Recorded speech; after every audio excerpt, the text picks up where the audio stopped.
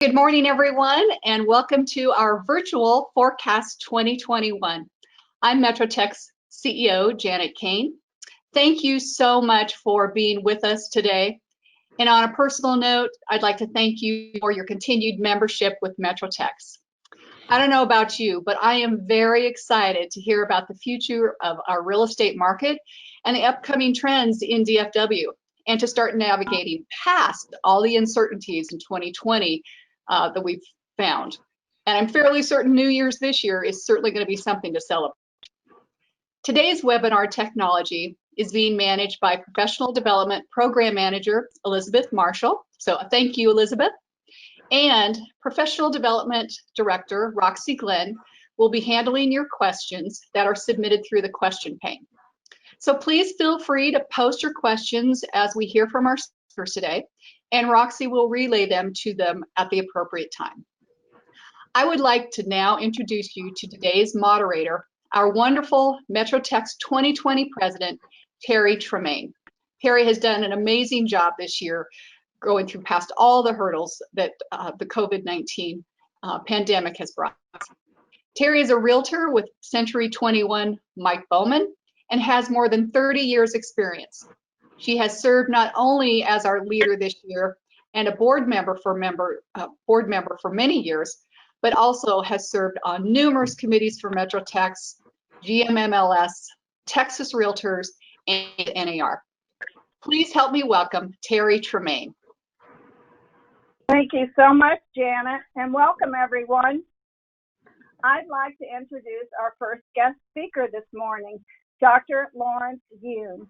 Dr. Yun is a chief economist and senior vice president of research at the National Association of Realtors. He oversees and is responsible for a wide range of research activities for the association, including NAR's existing home sales statistics, affordability index, and home buyer and sellers profile reports. He regularly provides commentary on real estate market trends for 1.3 million realtors. Dr. Yun creates NAR's forecast and participates in many economic forecasting panels. He also participates in the Industrial Economist Discussion Group at the Joint Center of Housing Studies at Harvard University. He appears regularly on financial news outlets, is a frequent speaker at the real estate conferences throughout the United States, and has testified before Congress. Dr. Yun appeared as a guest on C-SPAN's Washington Journal and as a regular guest columnist on Forbes' website, The Hill, and Inside the Beltway publications on public affairs. Dr. Yun received his undergraduate degree from Purdue University and earned his PhD from the University of Maryland at College Park.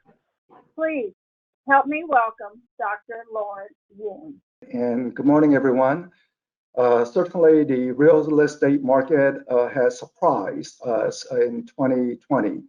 In fact, you can say everything has surprised. We certainly did not anticipate the pandemic to occur in 2020. First coming from China, and then to Europe, and then to the US. And the first few weeks of the pandemic, it was quite a scary time. First, on the nature of the virus, we really did not understand that if you touch a doorknob, is it a death sentence? We certainly, wish President Trump and Melania, First Lady, the best wishes in their quick recovery. But we have more information about the treatment and the need for ventilators or not. But the first few weeks, we were certainly, quite a shock situation. And then for realtors, you are wondering, with a lockdown, with no one able to see a home, how am I going to get that commission income? Because I have a personal mortgage to pay and other financial obligations. So a lot of concern. Yet here we are in October, we have better knowledge of the virus in terms of social distancing measure, mask, all these other measures, and also who is vulnerable. And second, related to the business income, wow, the housing market has clearly roared back to the economy. As an economist, I speak better with PowerPoint slides, so bear with me as I upload these slides onto the screen. So let me first start with two states that is not Texas, Utah and New York, and then I will go into Texas. This data shows GPS mobility from your cell phone. So if you are just at home and not moving, it would show essentially no mobility. But if you are going out and about town, then it will begin to show recovery. So what you see in this chart is a reference line before the pandemic, and then you see the two states fall off because of the lockdown. New York had a much stricter lockdown, while the Utah began to reopen their economy a little earlier. And the governor, in essence, say, put on your mask, social distancing, and be careful out there. While in New York, especially New York City, they're saying maybe many of the restaurants would be permanently closed forever. Related to the virus, Utah, they are still reaching their high mark for the state in terms of new cases. While New York, at least up to last week, it appears to have very little new cases. I know they underwent, massive cases in the early months, but at least in the new cases up to last week appeared to be very little, and now this week it appears to be bubbling up again. So related to the virus, stricter lockdown appeared to show a better containment of the virus. But there is coming at a trade-off, and here's the trade-off: the economy. So both states had an exceptionally low unemployment rate. In fact, you can say that America's economy was just rolling along before the pandemic with unemployment rate nationwide at 3.5%, all 50 states with very low unemployment rate. And because of the lockdown, you see the unemployment rate go up. But note how in Utah, the unemployment rate is going down. And today it is under 5%. While in New York, it is still stuck at 16%. Imagine 16% unemployment rate, that is like the Great Depression level. So a large cost in terms of the lockdown as related to the economy. Not to say which policy is better in terms of the stricter lockdown or not, but just to acknowledge there are trade-offs. Stricter the lockdown, you're hurting the economy. You open the economy, then there would be commercial activity. So this is a tough trade-off that I think many governors are going through. So let's look at state of Texas. So Texas, at the unemployment rate of 6.8%, is below the national average. And certainly, Governor Abbott has certainly made them known that we need to get back to the business. In cases, a few cases where it spikes up, maybe he's trying to put a little more guidance. But you can see the variation across the country. Again, all 50 states had a very low unemployment rate before the pandemic. But note that how high it is in California, New York, New Jersey, Pennsylvania, Illinois, all states with strict lockdowns. While in Nevada and Hawaii, it's more related to tourism, as people cannot do a flight tourism, their economy is hurting from that. So you see a large variation across the country depending upon which policy the governor is pursuing related to the lockdown.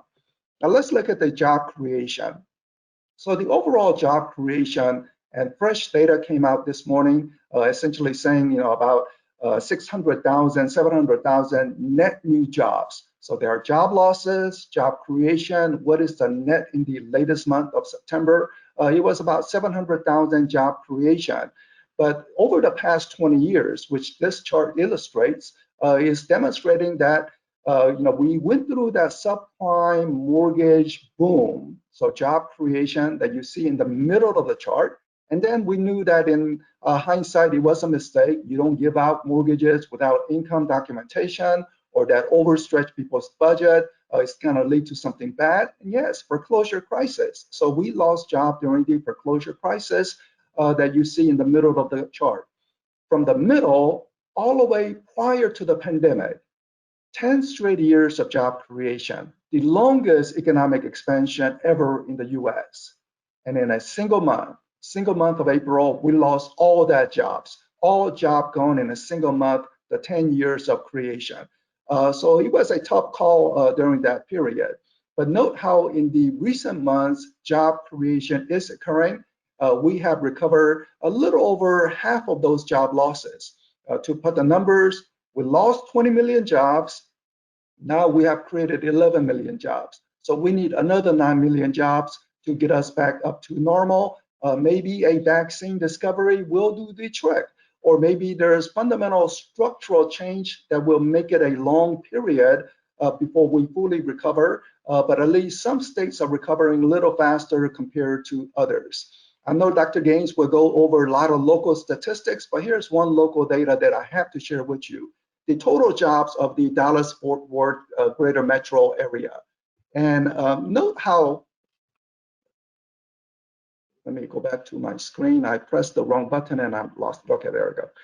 So note how the job situation in the Dallas-Fort Worth is consistently better compared to the rest of the country. Look at the red line, which is the reference point from year 2000. So let me go back to the US. So this is the US, year 2000, the middle of the chart, Great Recession, then the April of this year. So you see that red line reference. But look how far above Dallas is in relation to the rest of the country. So this is showing the exceptional fast job performance in the local area. And you can see also the recent months, there is some job creation. Dallas region is not back up to their prior peak, but it's on the way. So hopefully, again, vaccine discovery will do the trick in terms of bringing that up. And we know it will be discovered, whether later this year, early next year. At least it's moving in the right direction. Let's look at the overall income situation in America. In a normal times, pre-pandemic, family income would rise around 3 or 4% each year, especially those with salary income, W-2 statements. So you have a family, and next year their income is about 3 or 4% higher. Inflation rate may be 3 or 4%, so it's not like you are improving overall standard of living, but income rises about 3 or 4% each year. What happened during the pandemic? Income grew even faster, 10%, 8%, 9% compared to 1 year before. And you scratch your head and say, what the heck is going on? Don't we have high unemployment rate? How is it possible for people's income to rise faster than normal circumstance?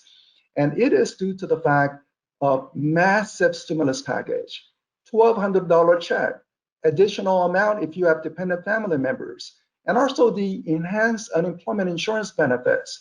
A person who used to work at Neiman Marcus cashier, they lost a job, and what do you know? Their unemployment check is higher than the wages they were receiving at Neiman Marcus.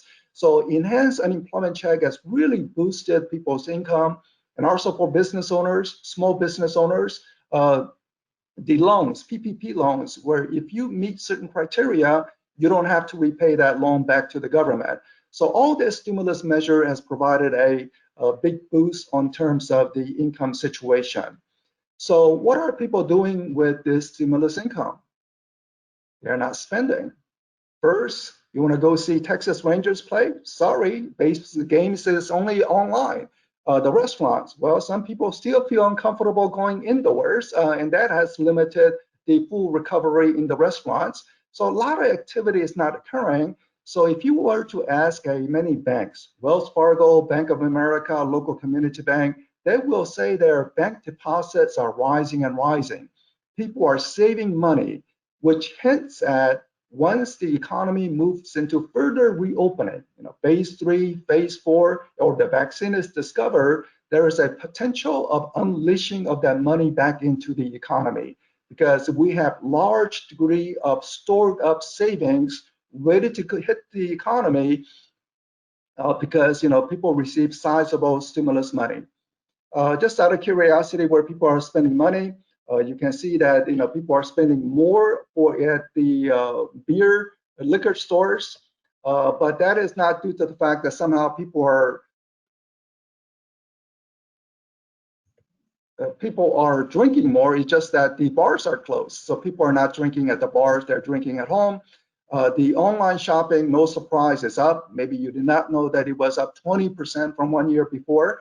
When people are stuck at home, they spent more money on home remodeling or gardening. And also they were bored, maybe video games or bicycles. So people purchase sporting goods and hobby materials. Not driving as much, so gas station sales are down, restaurants naturally down.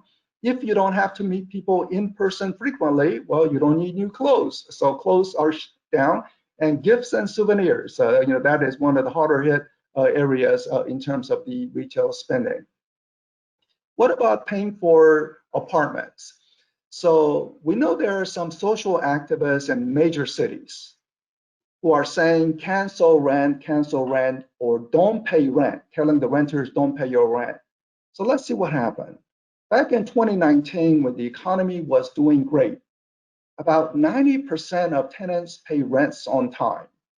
Remainder, day or two late, or in some cases, a month or two late. And of course, we always know that there is a time there need to be evictions. But that was during the good economy, 90% on time. What about during the pandemic of 2020? The figure average is 88%.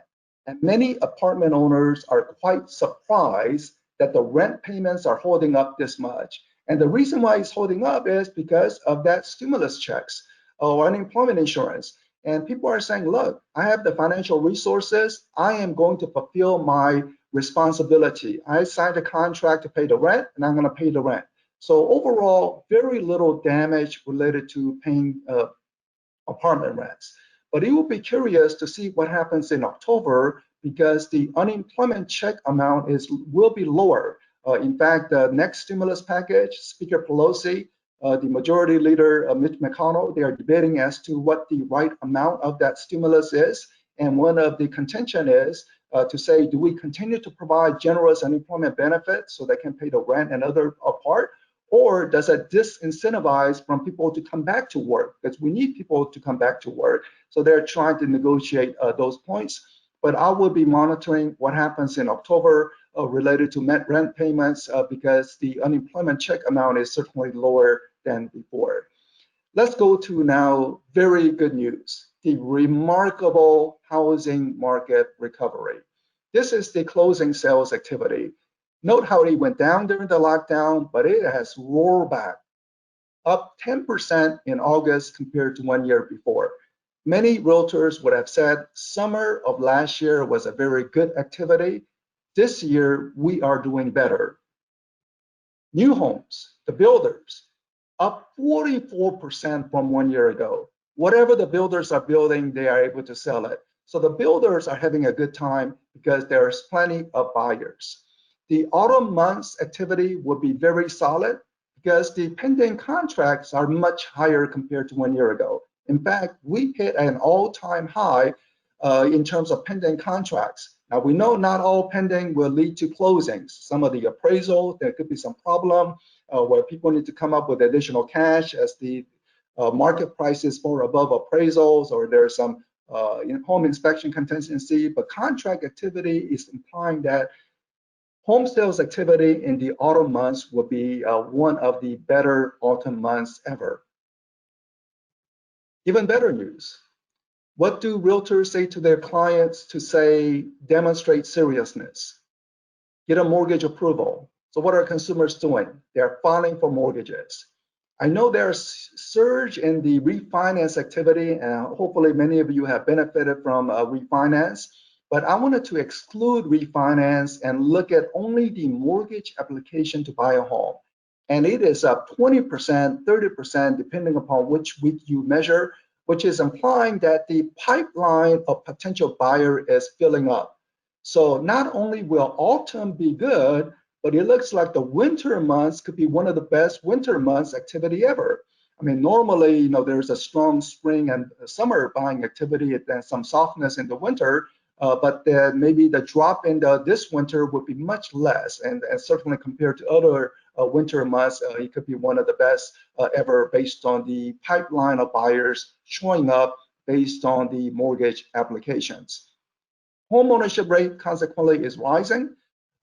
We are seeing that first-time buyer activity is increasing, very good news. And home ownership rate is increasing across all major ethnicity, racial groups. So African American home ownership rate is rising, very good news in light of the George Floyd event and the more focus about what has happened since the Civil Rights Act passage of the 50 years ago, but at least recently we are seeing home ownership rate rise among Black Americans, Hispanic Americans, Asian Americans, white Americans is rising. Only one caveat. One caveat is that I don't think it's spiking up as the chart is illustrating. The data is from the census, and census changed their methodology in their latest data collection. Normally, way the home ownership rate would be computed is census randomly selects a neighborhood, and then they send people to knock on the door. They knock and ask the person, are you a tenant or an owner? If they see an apartment complex, they assume everyone is a renter. And that's how they compute home ownership rate, but not the latest data. Latest data, they changed the methodology because of COVID. Rather than walk the street, they made phone calls. And based on the phone calls, this is the result they obtained. I know home ownership rate is rising, but I doubt that it's spiking up as such. Well, I think there's some bias in the telephone responses, whatever they're not capturing. Which also hints at anytime they do the presidential polling numbers, I'm sure they try to get the most accurate numbers. It is very important. But I think trying to assess the total true random sample through phone calls, you may get a little different response. Or some people refuse to pick up the phone. But anyway, home ownership rate appears to be mismeasured in the latest data, even though I know that overall trend should be rising. One big constraint for the housing market, lack of inventory. In fact, I spoke with many realtors across Dallas throughout last year, and they indicated if they had more inventory, they can do more deals. We need more inventory. What happened during the pandemic and even currently, we have even fewer inventory, so major housing shortage, which is the reason why we have those multiple offers becoming quite prevalent, especially on starter homes and mid-price homes. And this is not fun activity. There's only one winner and multiple losers in the multiple bid process. And you have to start all over again, a lot of headache. We need more inventory first to get more sales done. And second, reduce the amount of headaches involved in the home buying process. So let's hope that we get more inventory. Are we going to get any relief later in the year? And the answer is definitively no. So it will be tight inventory for the remainder of the year, and here's why. We need more home building. Home building is the cleanest inventory. It's an empty home.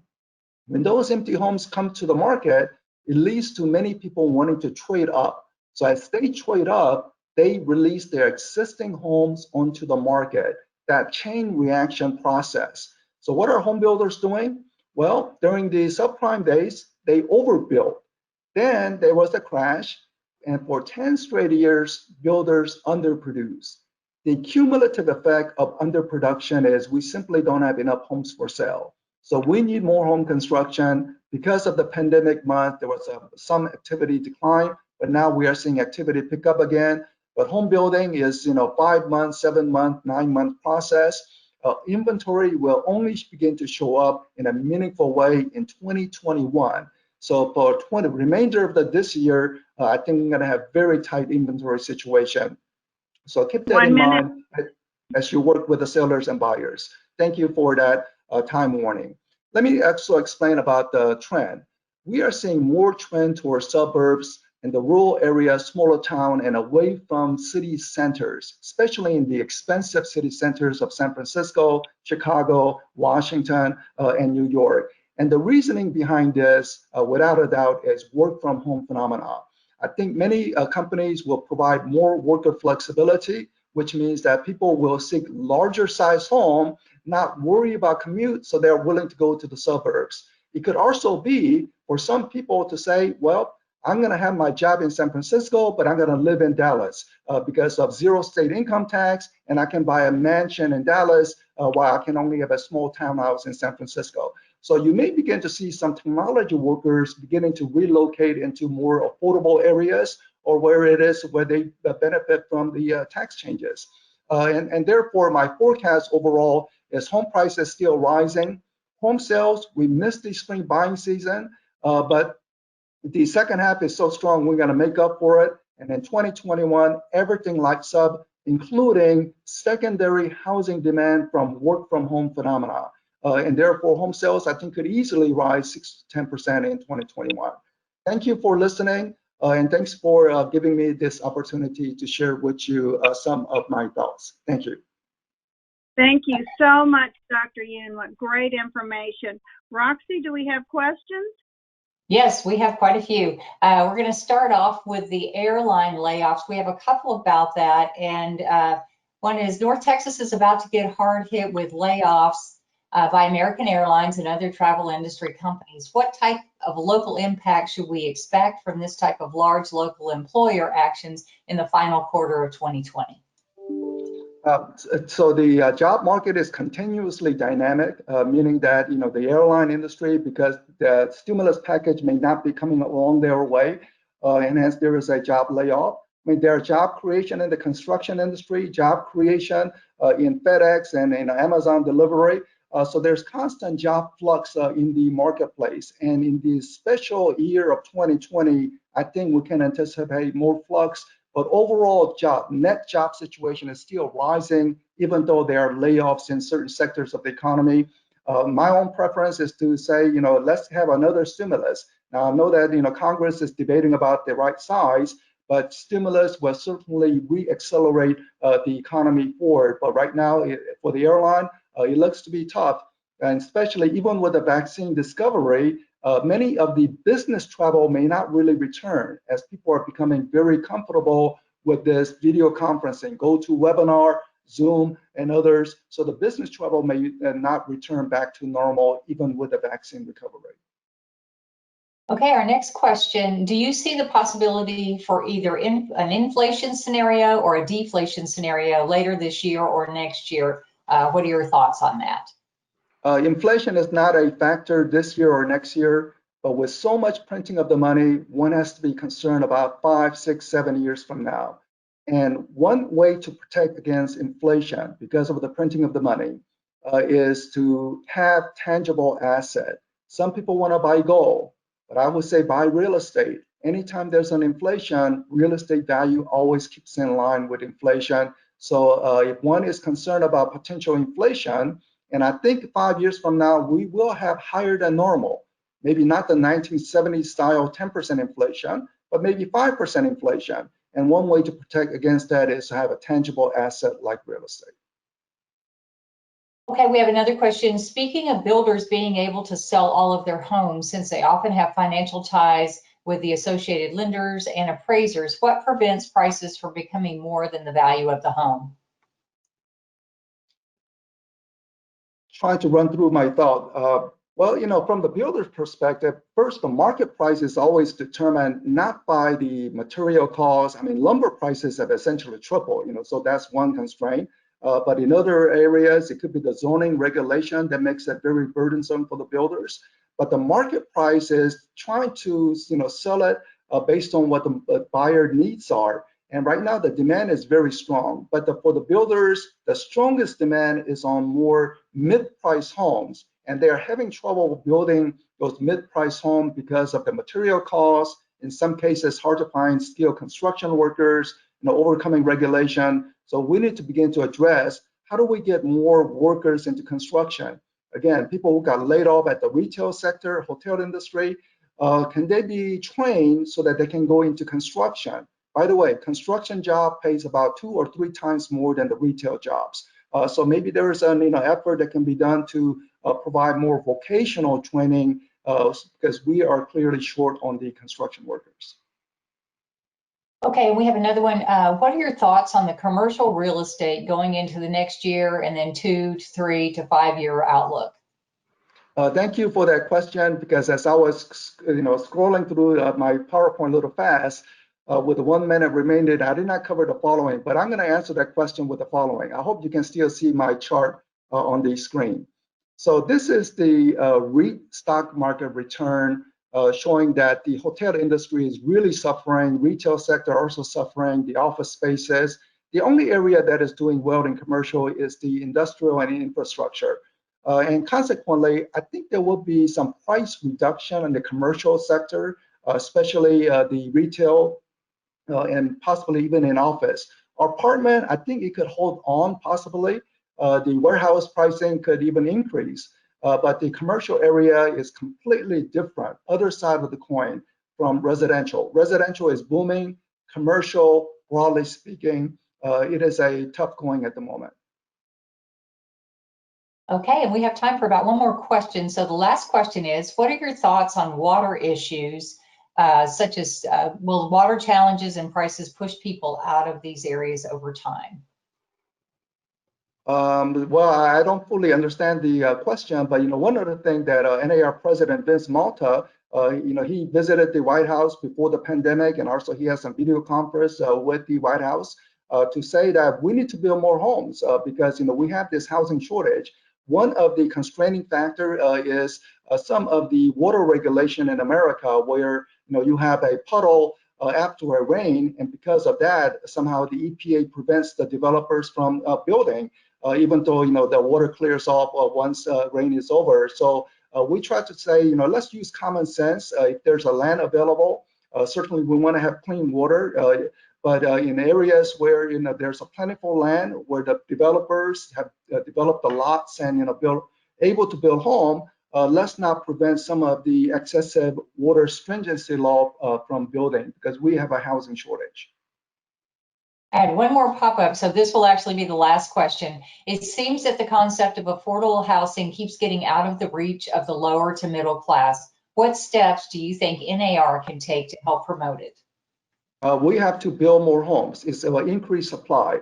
It's good news that homeowners are getting sizable wealth at the moment, but if prices rise this fast in a more consecutive years, we're gonna have a divided country. Homeowners doing very well, renters absolutely frustrated, unable to buy a home. So we're going to have a big divide. One way to assure that economic mobility, social mobility, is to say home prices rise roughly in line with people's income. I know some of the tax credit for the developers or the opportunity zones to say that, well, let's make it some tax breaks for people willing to build homes in the economically distressed areas.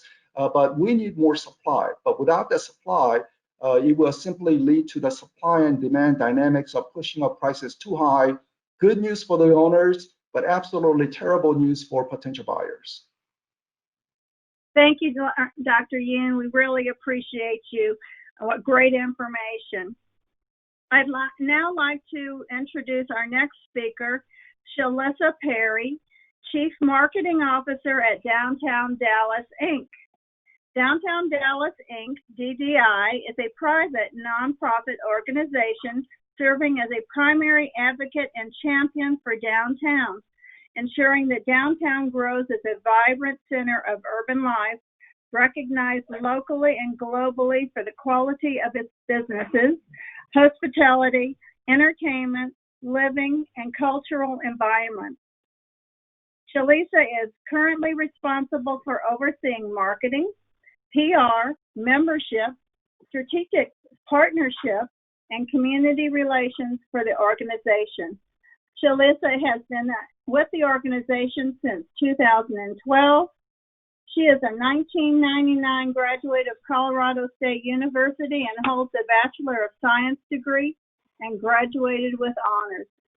Shalissa is also a graduate of Leadership Dallas, class 2010. Previous to Downtown Dallas, she was a public relations director for Texas Credit Union in Richardson. Please welcome Shalissa. Thank you for having me this morning. Let me just start by first saying I am way out of my league here with my co-presenters. Thank you for the wonderful information, Dr. Yoon. We'll switch gears just a little bit here and talk about downtown Dallas from a very laser-focused geography. And I know I've spoken to this group many times before, not at this particular event, but thank you for having me. And I look forward to hearing additional information. I would kind of like to start with just who we are and what we do. You all are a very important audience for us. We want to make sure as you are selling homes and talking to people that are moving to Dallas and the area that you know all about downtown, but you also know about our organization. We're a private nonprofit. We're basically anything and everything that touches downtown, touches our organization in one way or another. We are the primary advocate for downtown Dallas. This is our mission statement. I won't read through all of it, but really, again, anything and everything that touches downtown, from economic competitiveness to making sure this is a global destination, we have proper infrastructure, and culturally inclusive, of course, as a downtown. These are some of our strategic priorities for the year and moving forward. Of course, COVID-19 recovery has moved to the top of that. However, all of our other mission statements and strategic priorities remain basically the same. We want to make sure that we have a clean and safe downtown, because if we don't, then nobody wants to visit. And so we focus heavily on those, as well as park operations, making sure that the parks are activated, and some economic development activity as well. Just as a reminder, I know everybody has a different definition of downtown Dallas. From our perspective, this entire map here, we generally call this the city center. And it's about a 2.5-mile radius from the middle of downtown Dallas. Now that coral color there is what we call our public improvement district, and that's what we call downtown proper. Our organization is funded by the public improvement district in that shaded area. And what that means is the property owners in that area pay a tax assessment that funnels through us, and that's what we spend on the public safety, cleanliness, and really marketing downtown. The other 20% of our funding comes from membership organizations, those tenants possibly in the trophy buildings that want to be a part of our mission. And most of you are probably familiar with our safety patrol officers. We've got over 50 of them. We just had 18 new safety patrol officers graduate this week. So we've got more safety patrol officers than ever before on the streets as extra eyes and ears for the Dallas Police Department. That number there on the screen is something I would suggest keeping in your phone just in case if you ever come across a problem while you're in downtown. We have about a 7-minute response time, and you can see some of the activities that we do here. We've got a strong homeless outreach team. We do work to send people home, homeless folks home, if they've got family waiting for them. We talk with the visitors, residents, and employees downtown regularly. And so that's a very important team for us. We also have a clean team, and they're also integral in what we do to keep our parks and our streets safe and clean. You can see some of the information there, a lot of power washing. That's something that we've doubled this year. Again, same phone number. If you see an overturned trash can or overflowing trash can or graffiti, whether it's on a private property or a public property, again, we take care of that or find somebody that can. This is our app called CSA Now. I know I've promoted this with you all before. It's very important. It's a really easy way to promote all these things or report all these things with a quick snap of a photo. It sends it to our dispatch. We have about a 7-minute response time on each of these activities. So just a little bit of information about our organization. And I know this is a forecast event, but I do not have a crystal ball, and I'm not an economist or a researcher, but our economic development team did put together a state of the market. We've been updating that regularly, about every 4 weeks since the pandemic started, and we're probably going to start doing that about quarterly. So we're going to run through some of the numbers here. We've got about $4 billion in development in the pipeline right now, either under construction or about ready to break ground, and I'll talk through some of those projects here shortly. Almost 9,000 hotel rooms. A lot of people do not know that we have about 16,000 college students enrolled here in downtown. We've seen $11 billion in investment over about the last 20 years. Everybody always talks about grocery stores in downtown and the city center. We have about 11 grocery stores and bodegas, about to add another Thompson just over in Deep Ellum, so we're excited about that. About 1,000 acres of parks and green space.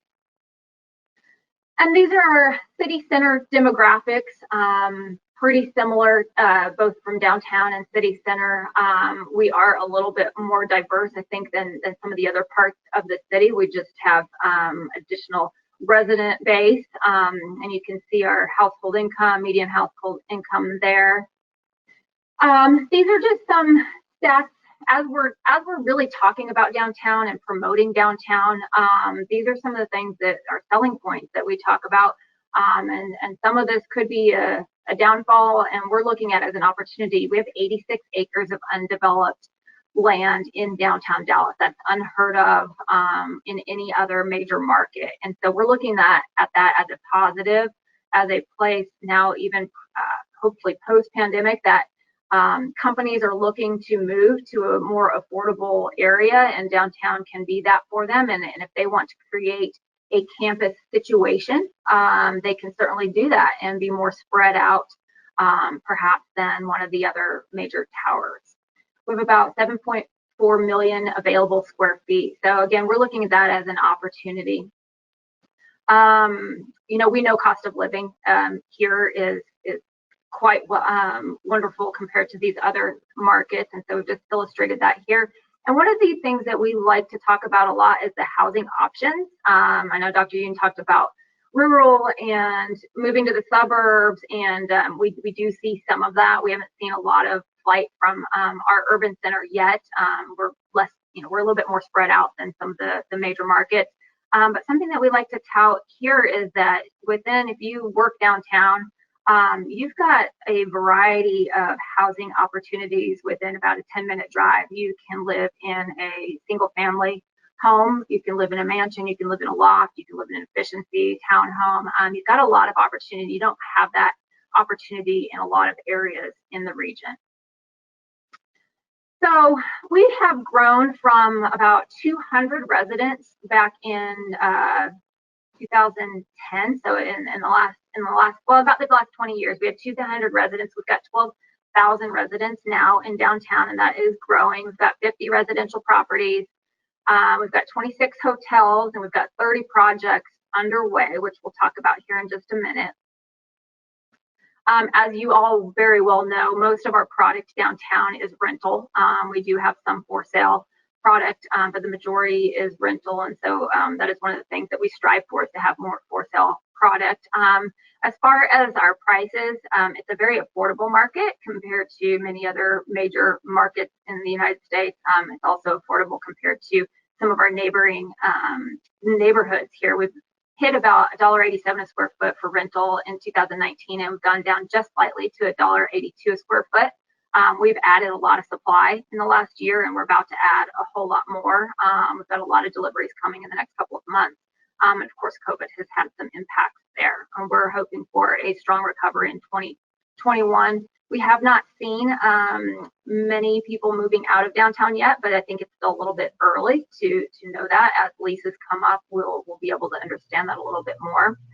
From a commercial office standpoint, you know, this is our biggest issue with, I guess, foot traffic right now, and how everybody's struggling a little bit is we're used to seeing 135,000 people downtown every day working, and right now we're at about anywhere between 5 and 25% of that. Depends on the building, depends on you know, the industry. Most of those are small to mid-sized companies that are coming back. We're waiting for those larger companies to come back, and I think that's going to be 21 before we see that. From a hospitality standpoint, again, very, very hard hit, although I think coming back slowly. We have about 9,000 hotel rooms in 26 hotels downtown. During the stay-at-home orders, we had about half of our hotels closed, and so about half of them were operating. They are now all open, with occupancy anywhere between 10 and 60%. It depends on the weekends. A lot of them are seeing some more activity on the weekends for staycation. So I will tell you, they're getting very creative with their marketing and saying, if you are tired of working from home, come work from a Lux hotel. Enjoy the pool. You know, there's not a lot of people there. So if you have the opportunity to do a staycation, do it during the week. I think it's a great time to do that. So I do think we've got some risk of a few hotels closing. We have not seen that yet, but there are a handful of them on the market as we speak. From the restaurant and retail standpoint, obviously, again, very, very hard hit with the stay-at-home orders, although a lot of our businesses pivoted, just like everybody else, to carry out delivery. They are slowly opening. We've got about 200 businesses open currently, and we've got still some temporary closures. What we have seen is about 13 permanent closures in the restaurant industry, which, you know, for as many as we have, I don't think is too terribly bad. And the good news is we've seen about 10 new restaurants open in 2020. So net loss is not much. We're seeing people still interested in being in downtown and opening through this. In fact, there's a brand new restaurant opening at the farmers market this weekend if you happen to get out and about. I'll talk a little bit about our construction. I think this is a really high point, a positive point of downtown. Our construction continues. We were very lucky that the construction industry was seen as an essential business and did not get shut down. So these apartments and commercial office buildings that were under construction never lagged, and many of them are moving forward and almost complete. So I'll walk through some of those.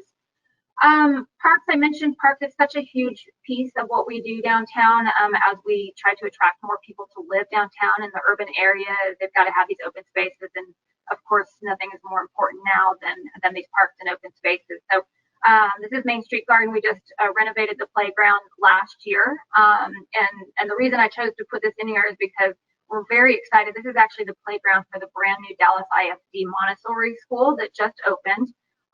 3 and 4-year-olds started in person last week. This is a choice school, brand new school, temporarily located in the UNT campus, and they will be going through 2nd grade this year. So we've been working on this school for over 10 years to get an elementary school downtown, and now we've got a highly coveted Montessori academy. And so one thing I would say to this audience is, as people are talking about schools, I think there's a very old perception of DISD, and it's these new choice and innovation schools are highly coveted and sometimes have a very long waiting list. So I would really encourage you to do some research on those and make sure that you've got the correct information as people are asking about choice schools. The great thing about this one is it is here to serve families that live and work in downtown Dallas. So if somebody does work in downtown and they prefer to bring their child with them to be close to work and they're close to them all day long, that is an option, as well as people that live downtown. We have been adding lots of green space. Pacific Plaza just opened about a year ago. Again, another place to greatly social distance, lots of picnics and kite flying going on there. The West End is getting their very first park. They have 0 green space, as many of you probably know. This is a small pocket park that's almost complete, under construction now, thanks to Parks for Downtown Dallas. Carpenter Park, we just had a groundbreaking for this on Wednesday. So this park is fully under construction. It's going to be almost as big as Clyde Warren Park, and it's right there on the Highway 45 that kind of divides downtown from East Alum. And I hate that I can't see everybody, because I like to ask anybody if they've been downtown lately, but the AT&T Discovery District is something that has been under construction for a very long time. AT&T, of course, decided to keep their headquarters downtown and invest $100 million into their campus. So it's a wonderful campus that was going to open to much fanfare in May. Obviously, that didn't happen, but they've quietly opened the whole plaza. You can see on the right here, this is a food hall that just opened a new restaurant last week, Jackson Beer Garden. You can see in the picture, it's got a wonderful, expansive outdoor patio and a 10-story video screen that you can see. And that's the biggest video screen in North Texas. So very exciting. So if you get a chance to come down, check out the AT&T Discovery District. This project is the National, and it's very exciting because 20 years ago, we had 42 big empty buildings, vacant buildings, and they have all been redeveloped. This is our very last vacant building to be developed, and it is opening this month. In fact, Downtown Dallas Inc. will have their headquarters there. We will be moving our offices there in December, and it will be the Thompson Hotel is opening this year as well. This is the patio. It's also got about 305 apartment units that are currently leasing. In the East Quarter, this is kind of a new neighborhood in downtown. This is located, of course, on the east side of downtown, kind of between Main Street Garden and Deep Ellum and near the Farmers Market. About 30 buildings are being refurbished. We've got a lot of high-tech firms that have already moved into this area. This rendering here is a 17-story residential building. So that will be opening early next year. Again, a more residential. I mean, these projects have been underway and did not stop. They're all on-time delivery this year or early next year. The Atelier is a wonderful project that is under construction and almost complete in the Arts District, right next to the Nasher Museum. The exciting thing about this is they've got artist lofts, so mixed income housing there at the bottom, and then about 300 market rate apartments on top. Hall Arts Hotel, this is one that opened last year, as well as the residences. This is one of our for sale products I'm sure you were all very familiar with. And that opened around this time last year. So very excited to have additional residential opportunities in the wonderful Arts District. And surprisingly enough, we do have some hotels moving forward. This one has been underway for a while. This is the JW Marriott that will be built. It's the address is 2000 Ross. It's right across from Trammell Crow Center on Ross Avenue in the Arts District. This is currently about to break ground, I think, in October or November. It's currently a parking garage with several restaurants below it, and they will be building that hotel on top of the parking garage. So very excited to add a new hotel downtown in the Arts District. And this one is very exciting. I'm not sure if I say it right, the Galbraith. This is a project by Matthews Southwest that's actually a mixed income project. They're a very good developer when it comes to making sure we have affordable housing for our nurses and our police officers and firefighters. And that's exactly what this is. And it is right on the DART rail by the Arts District station. It is almost complete. So very excited to add some additional housing opportunity downtown that is affordable for everyone. And I'm sure you all have seen the addition to our skyline that recently completed, the AMLI at Fountain Place. This is, of course, the sister tower to the Fountain Place tower.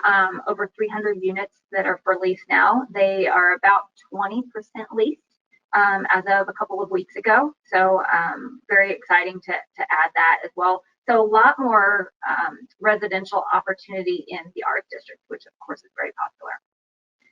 And this is one of the projects that's just on the other side of downtown, just on the other side of the highway there, the Epic, which is where the Uber national headquarters will be, regional headquarters, sorry. The Pittman Hotel has recently opened. I'm actually doing a tour of it next week. And I know Uber was just in the news for subleasing some of their space. And it may be a bit confusing if they're subleasing their space that they currently have. They're still building a brand new building to bring 3,000 employees in a couple of years. So there's that project is a couple of years away from being completed. So they are trying to sublease their current space. They don't have people working in the office as much, just like everybody else, which is not great news, but it's certainly not as terrible as the headlines looked. And this one is very exciting.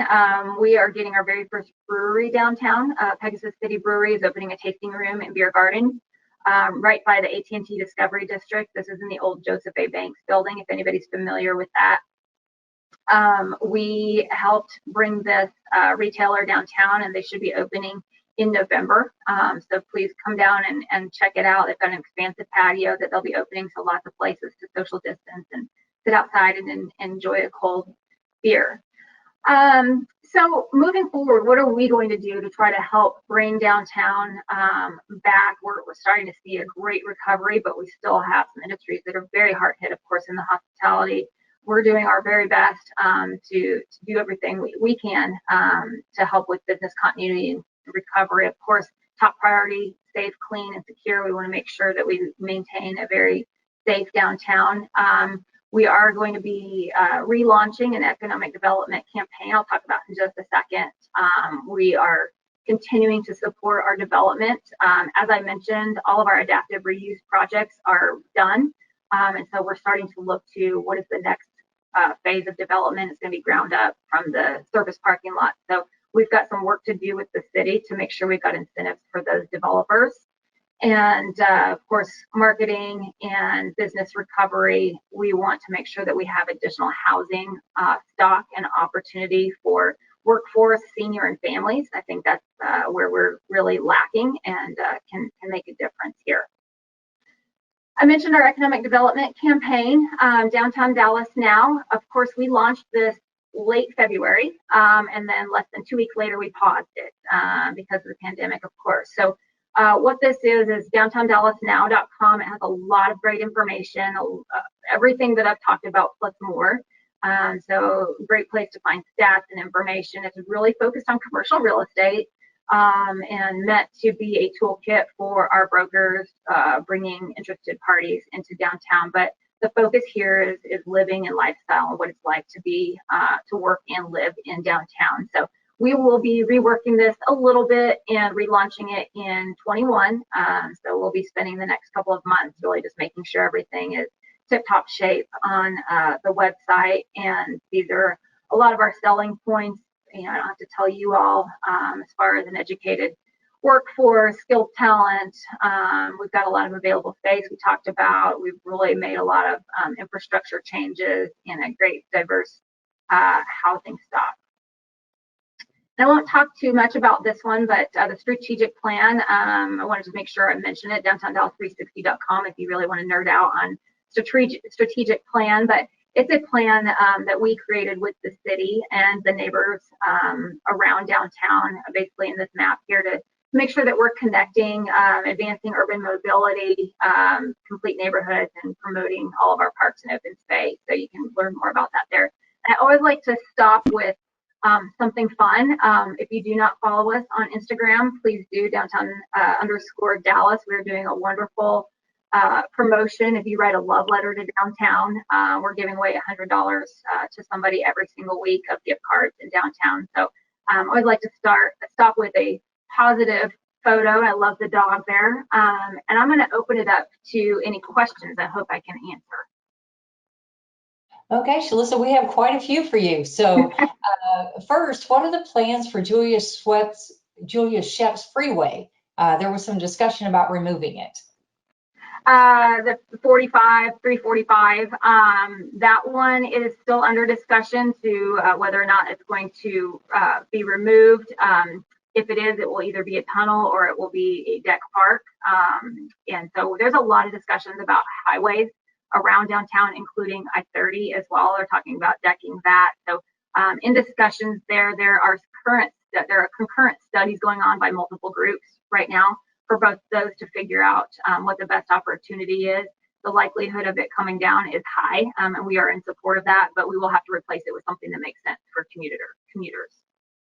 Okay, as a resident in the downtown area in Uptown Victory Park neighborhoods, what are the boundary lines for the areas your organization focuses on? Is it true downtown, or is it that whole map you showed us? Yeah, that's a great question. So for where you're going to see our safety patrol and our clean team and where we actually spend that money that's coming from those property owners is within the freeway loops. So bounded, that shaded area on the map.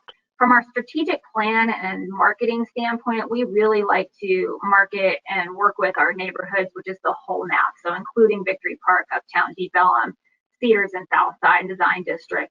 We work very closely with them. But from the Public Improvement District and where we spend our money on safety and clean and our advocacy is really in that downtown proper within the freeway loop.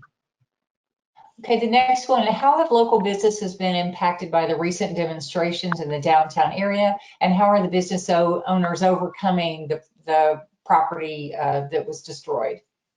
Great question. I wish I had some good photos here, but that was tough because we were just starting to reopen. We were starting to see our businesses get some traction. And we experienced 2 nights of pretty rough demonstrations. And so the first night we had a lot of windows broken, a lot of looting. And so the next morning we were all out there sweeping up glass and putting up plywood, and we secured all of our buildings. And the next night it kind of moved to some other areas. So that was rough, and it was hard for our businesses that had some, looting and damage. So one thing that we did as an organization, within 24 hours, we created a grant program and let people apply for a grant to help us, to help pay for their broken windows or to replace plywood or whatever it might be. We gave about $91,000 away to our small businesses to help them repair those. The other thing that we did was we brought out artists, and we did a lot of wonderful inspirational and positive messaging on the plywood. So at least while we had plywood up, it was a beautiful message.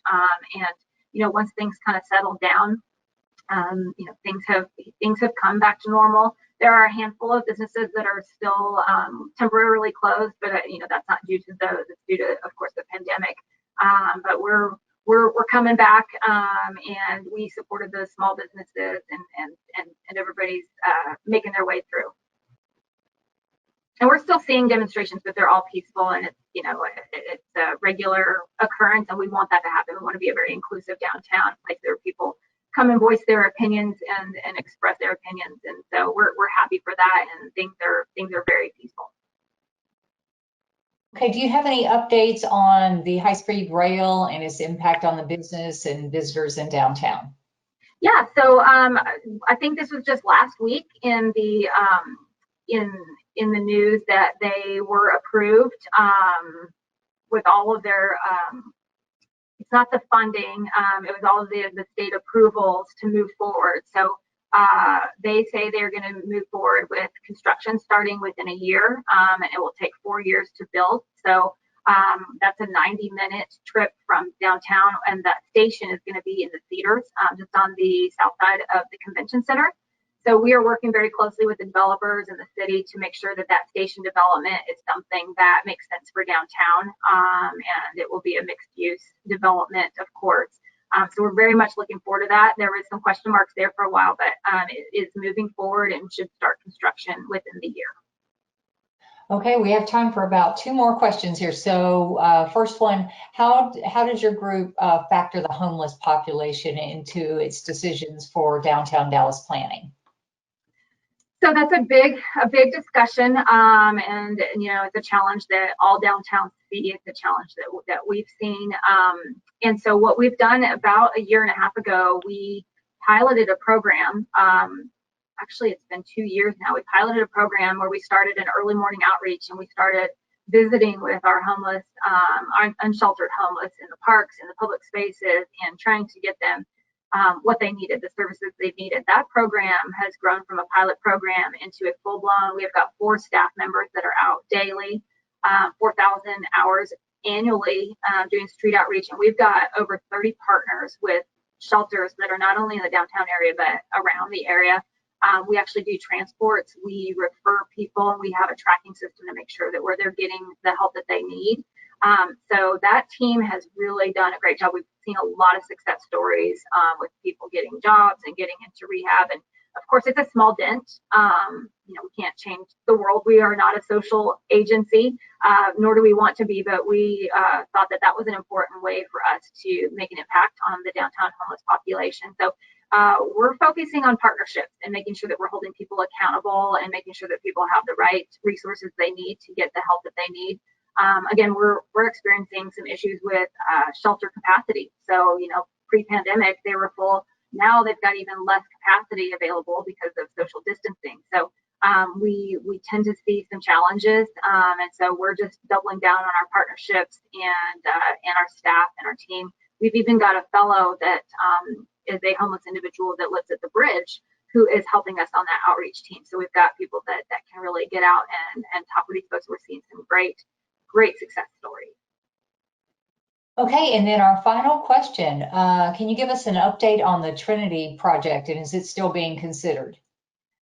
It is, and so that's something that, again, I think just a couple of weeks ago in the news, they've got architects and designers working on the design for the park, and so that'll be between the 2 bridges. I'm actually looking at it right now out my window, but if you remember the Trinity Conservancy, and that's not the right name, they changed their name just recently, but they purchased the Dawson State Jail, which is across the street from the jail, the city jail, and they're going to utilize that. I don't know if that's going to be torn down or if it's going to be utilized in another way, but they have that property, and that is front and center right there on the Trinity, facing the west.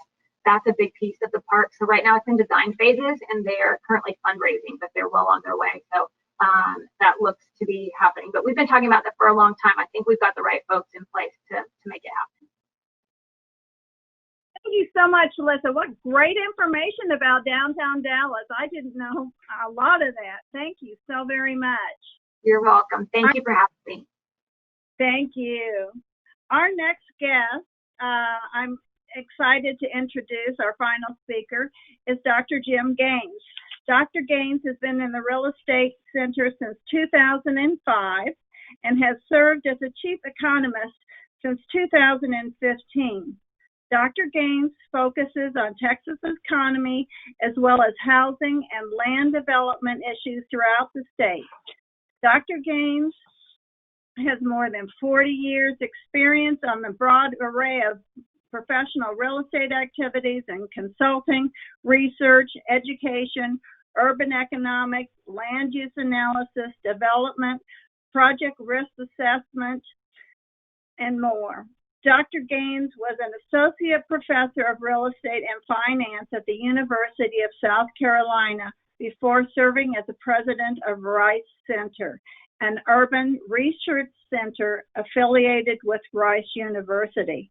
Dr. Gaines provided extensive real estate consulting services to numerous businesses, financial institutions, developers, and all levels of government organizations during his tenure with Arthur Andersen, KPMG.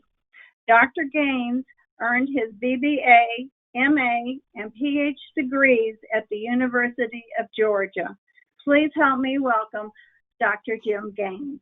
And thank you very much for having me. I know that we've been doing this now for several years. As you know, I'm going to hit you with a lot of graphs and charts and go fast and so forth.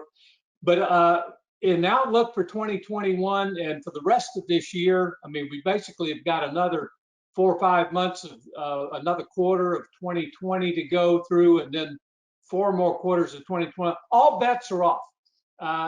The preface to every presentation I've been making the last several months is that, quite frankly, those of us who try to monitor this and are economists and trying to do some projections of what's going on, quite honestly, most of us don't know what the heck we're talking about, because this is the unprecedented. I know that's the word that you're hating to hear all the time, but it is.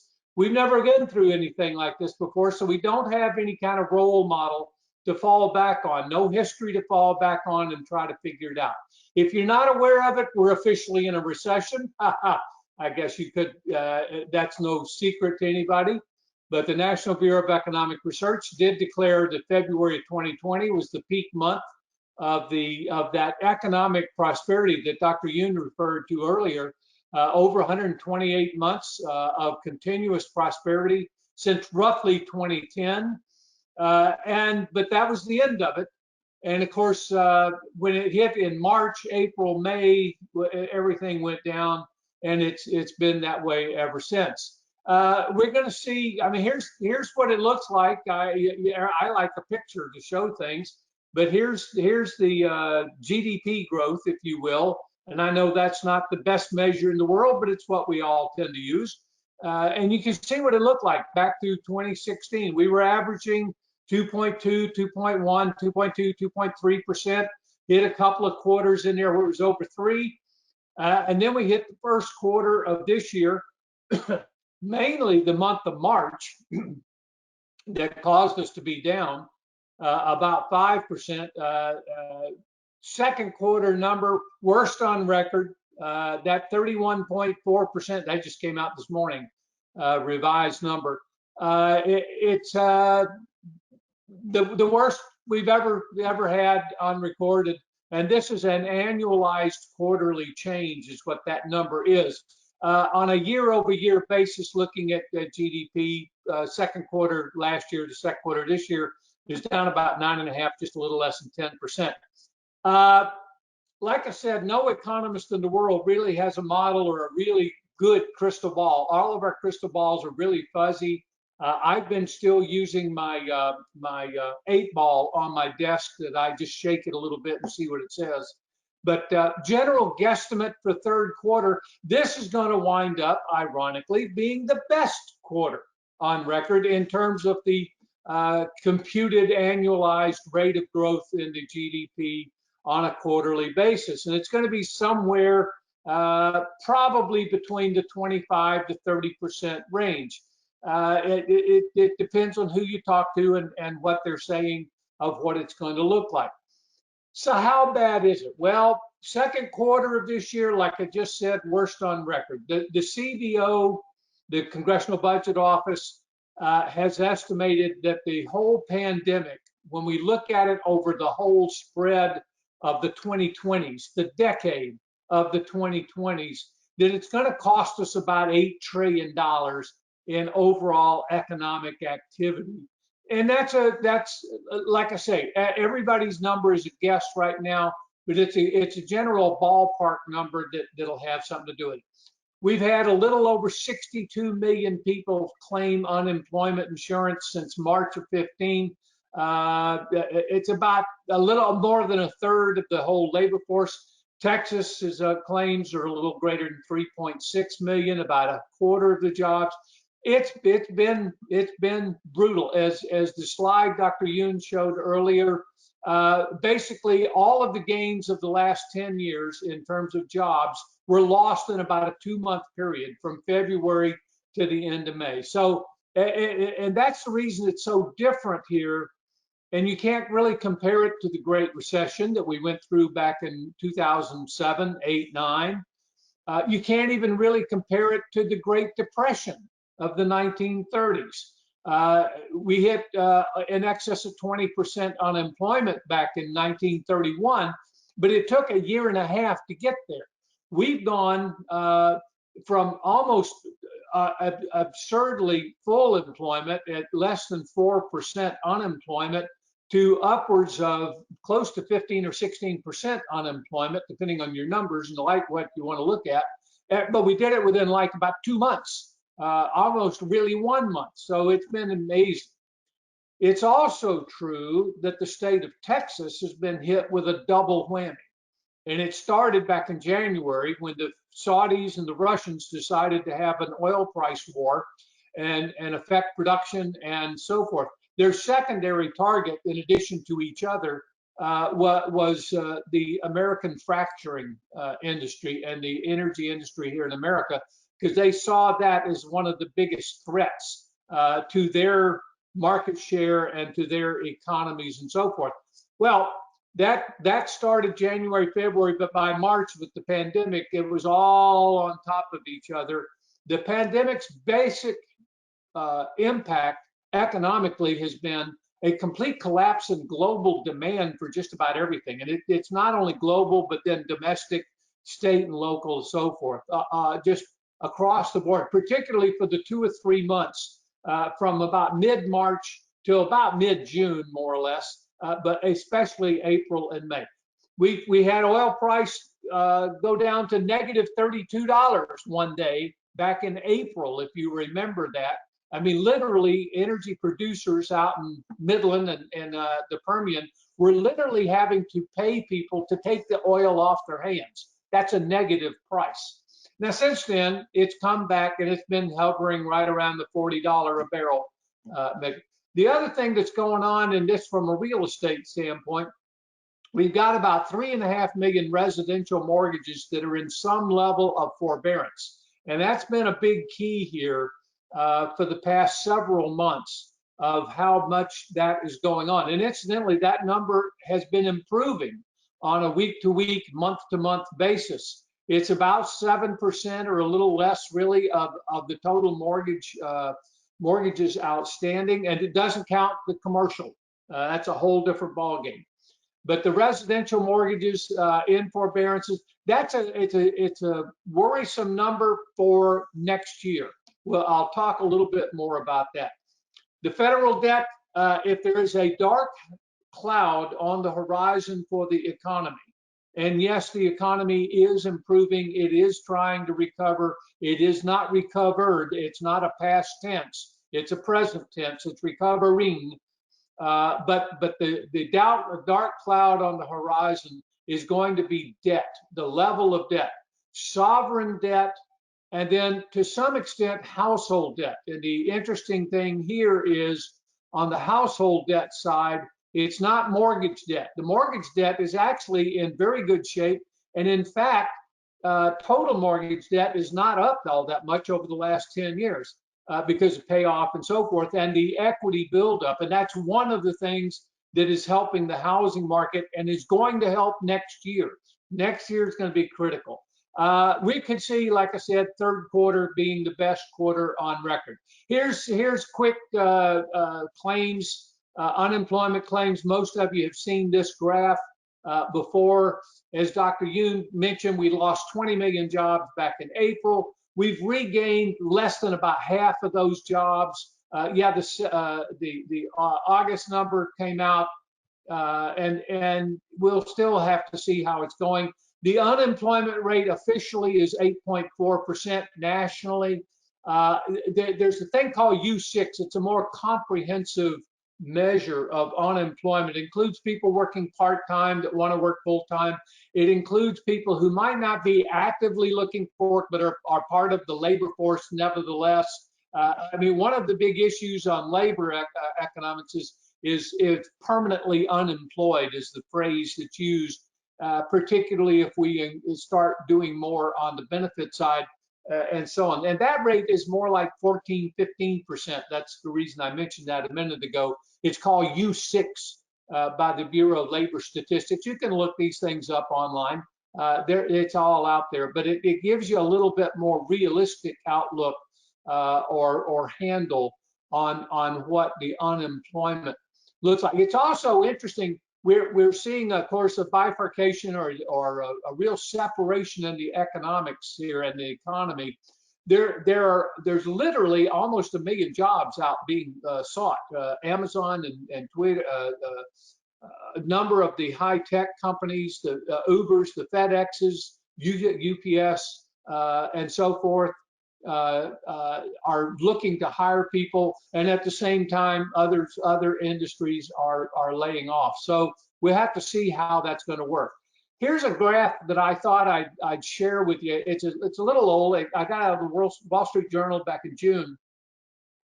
I don't know that the actual numbers, the specific numbers are exactly accurate. It doesn't matter. But look at the relative proportions. And these are small businesses that are expected to be permanently closed. Businesses that were open on March 1st of this year that closed down and probably are not going to reopen. In the shopping and retail section, roughly a third, plus or minus, of the retail shops, and a lot of these are freestanding. A lot of them are different kinds of institutions, clothing stores. We know that Neiman Marcus and others have already filed for various forms of bankruptcy. We don't know how many of the total stores are going to close down. The Men's Warehouse, Joseph Banks, and so forth closing down. The restaurants. Best guess is something like about half of all of the restaurants that were open on March 1st and were forced to close down because of the pandemic may never reopen. And incidentally, all of these things that are permanently closing down, those are jobs that are not going to be restocked. It's not like people who got laid off that were working in the retail stores or working in the restaurants or working in the beauty salons or the health spas or the fitness centers. If they don't reopen, they're not going to hire those people back and recreate their jobs. That's one of the most critical things moving forward to get us out of this economic downturn and see what we can do. That's the reason why the graphs that Dr. Yoon was showing, and I've got to show a couple for you too, it's like a partial V. We had a big dip and about halfway back up, but it wasn't a complete closure. Let me jump ahead to what I think it's going to take to get recovery. And the very first thing is we are not going to have a complete economic recovery nationally, globally, in Dallas, in Texas, anywhere until we get the virus under control. And quite honestly, one of the issues is we don't know what it means to be under control. We don't know exactly what that means. It probably isn't going to get eradicated. Whatever virus vaccine has come out or healthcare or treatment for the disease, if you get it and that kind of thing, probably is going to help mitigate it, but not necessarily destroy it or eradicate it. So, but we got to get it under control, whatever under control means. And until or unless that happens, everything else is kind of in a state of flux. But We got to reemploy people. We're trying to do that as best we can. Yes, Texas was one of the earlier states to allow reopening and expanded economic activity. We'll see how that's going. Obviously, it caused more cases to be found and confirmed. Part of that is because just statistically, we have more testing, we had more people, we have more activity. Okay, we're going to have more positive results. So that's going to happen. So what we got to do is increase demand. We've got to get consumers and businesses back spending. Dr. Yoon made a good point of that, and I'll show you some more. Global trade right now, not much help. Not much international movement. Everybody's afraid of spreading virus, trying to self-contain and so forth. As mentioned earlier, inflation right now is probably not a major concern. Probably won't be a major concern on into 2021, probably on even into 2022. After that, it's going to become much more problematic of how we are going to contain. Until or unless, though, wages and salaries and income levels, which have so far not been keeping pace with the increase in a lot of other things, we won't see the push coming from wage and salary increases on inflation. But that's probably coming, and the monetary policy, all of the new money that's being created, the benefit programs and so forth that have been created, we'll have to see. Interest rates, good news for the real estate market. Interest rates are going to stay low.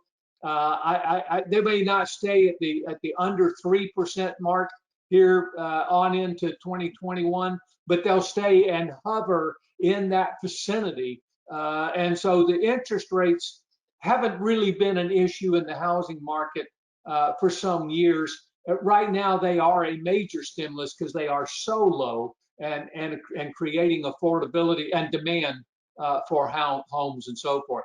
The other dark cloud on the horizon, we're not going to see it here for another year or two or three, but it's going to be the level of taxes and spending, sovereign debt, and this is sovereign federal debt, state, local, the cost of providing goods and services, the increased costs that were created by the pandemic. All of these things are going to hit and start taking some more things to do. Consumer confidence, it's interesting. There you can see it's trying to, it fell from February to May. I mean, there's an economy that's dropping off the cliff, if you will. When consumer confidence goes back down, you can see June, July, August, trying to get back a little bit of sort of that W shape that everybody wanted to talk about in terms of what our recovery was going to look like. Was V shape or U shape or W shape or K shape or whatever letter of the alphabet that you want to use. But you can see it's trying to come back, but it's nowhere near for consumer confidence index. And our recovery is going to depend on people going back to work and spending money. And you've heard me say it to you before. It's everybody's patriotic duty to go out and spend 110% of what you make. So keep going and show your patriotism. Retail sales has had a somewhat V-shaped recovery. When we look at retail and food services in the total on a seasonally adjusted basis, and in fact, from August of this year compared to August of last year, we're actually up 2.6%. So the good news is, yeah, we're spending, but a lot of that has been picked up in the type of retail sales that Dr. Yoon showed, home improvements. I thought it was very humorous that the liquor sales were up. I mean, after all, when we closed everything down back in April and May, except essential services, liquor stores were considered essential service, of course, along with real estate. So don't get too carried away with that. But anyway, we've seen retail sales and the pickup on e-commerce.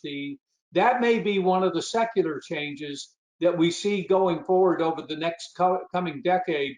Online sales and e-commerce is probably going to increase from somewhere around 9% of total retail sales to probably something approaching high teens. It's actually peaked out here not long ago at a little over a third but that may back off a little bit and settle down somewhere in the high teens, maybe even close to 20%, which is it's almost a doubling of retail sales, even if we go back to quote unquote something approaching normal times.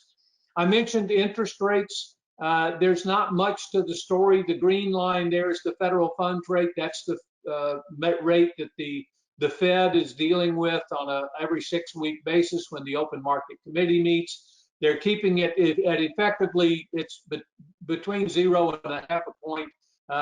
We track it at an effective rate of about 0.25%. So it's not right on the zero line. But what you'll see is that 10-year Treasury rate, that bright blue line, that's abnormally low. If you look back over to the far left, you'll see that back in 07 and 08, 3.5%, 4.5%, something like that. And long-term average is a little over 4%, not counting the last 8 or 9 years. The long-term average 10-year Treasury is more like 3, 4, 5%, around 4. The 30-year fixed mortgage rate, these are monthly numbers. It dipped down below 3 here in August. September isn't out yet, of course, but we'll have to see how that's going to go. But that's the good news, if you will, for the housing industry, especially for the new home market. Let me talk a little bit about Texas and Dallas. It's an uneven recovery. Some industries and some businesses are coming back and doing very, very well and coming back strong. Others are not. I mean, we heard mentioned a few minutes ago on the airline industries. And yes, American Airlines, United Airlines, some of the others, even Southwest for the first time in their history, talking about fairly significant layoffs. And these haven't hit yet. A lot of these numbers that are being thrown out in the press and so forth really have not hit yet. And the only good news in there is if we have some kind of stimulus package that goes to some of these industries, perhaps it won't be as bad, but it remains to be seen. I talked about we can't get recovery until we get the virus under control. Well, the new cases picked back up in September. Not surprising. School started, more activities. The state opened up a little bit more. We went from whatever 50% to 75% in terms of opening up and so forth. So it came back a little bit. We're seeing, hopefully that's going to come back down and get that curve back down. If we look at it around the state, and these are cases per million, to put it on sort of a common denominator, if you will. And you can see how actually Texas is up a little bit, mainly because of Houston and San Antonio. Austin and Dallas have actually begun to show some signs of trying to level out. That it hadn't leveled yet, but it's trying to, and we'll have to just see how that works out here going forward. Here's what the Texas unemployment claims look like. And yes, we're way down from what we looked like back in March and April when it just went off the scale. What I'd like to compare to, see the little stubby black lines over to the left? That's what it looked like before the pandemic. We would run, anywhere from 18 to 20,000 claims per week. Well, we're still claiming almost a little less than 50,000 a week, even now. And we think we've been excited because that sounds like it's really good after going up to over 300,000. But it's still a magnitudes larger than what normal would probably look like, if you will.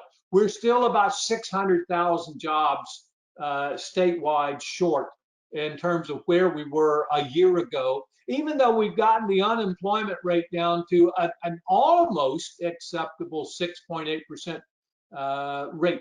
For those of us who remember the 70s and 80s, that was not a bad rate in those days, but today's rates, it isn't anything.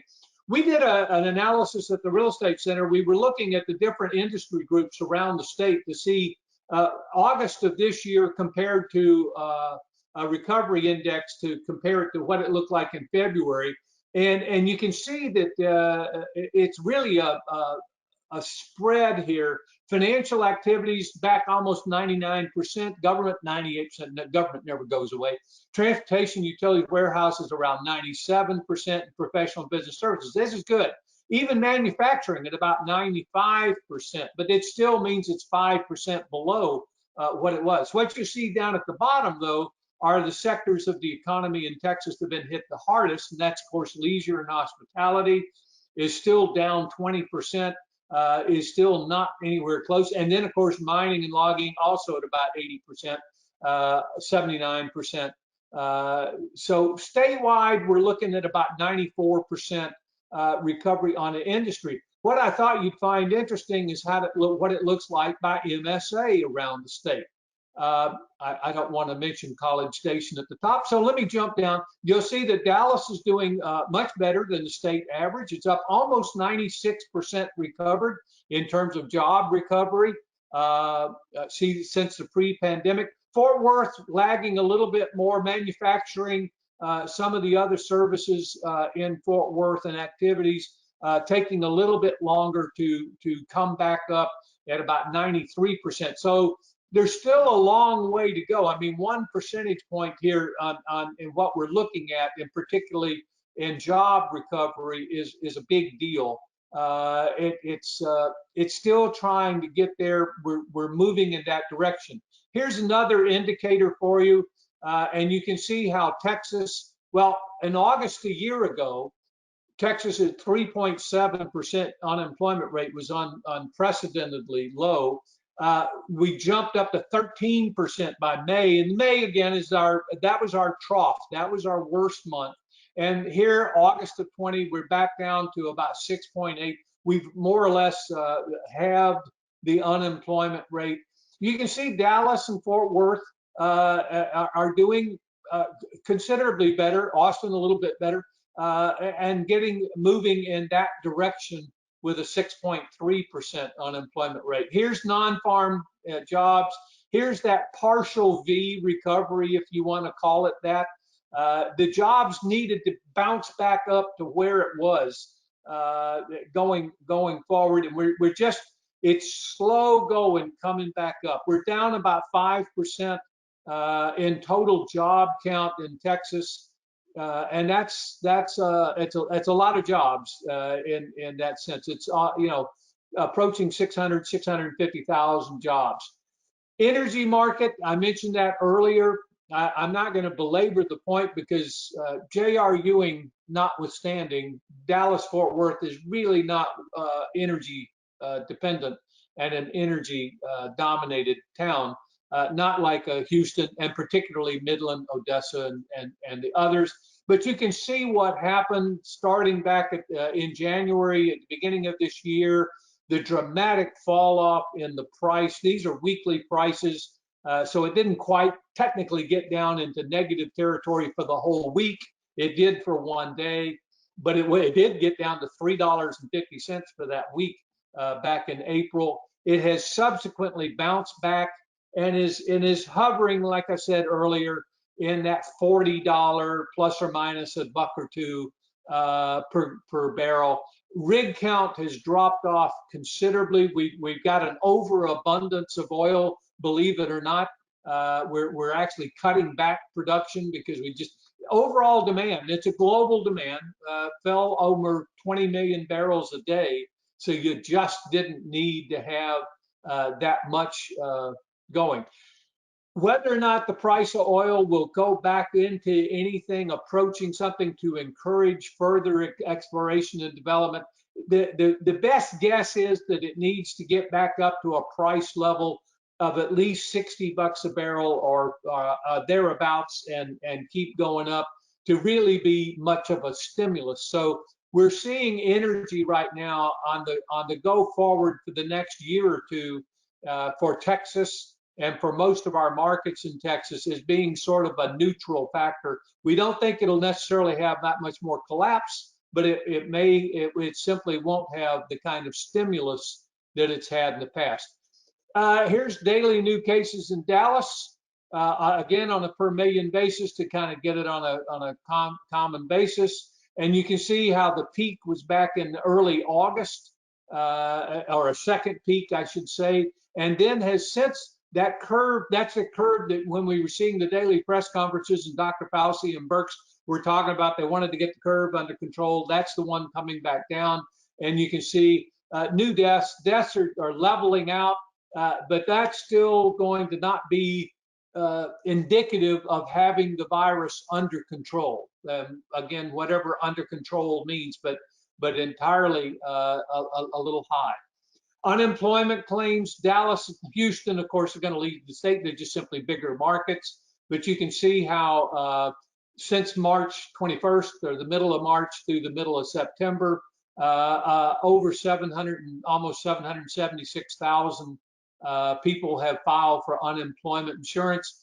A big issue, and Dr. Yoon referenced it, the stimulus, extra stimulus of $600 a week on the unemployment.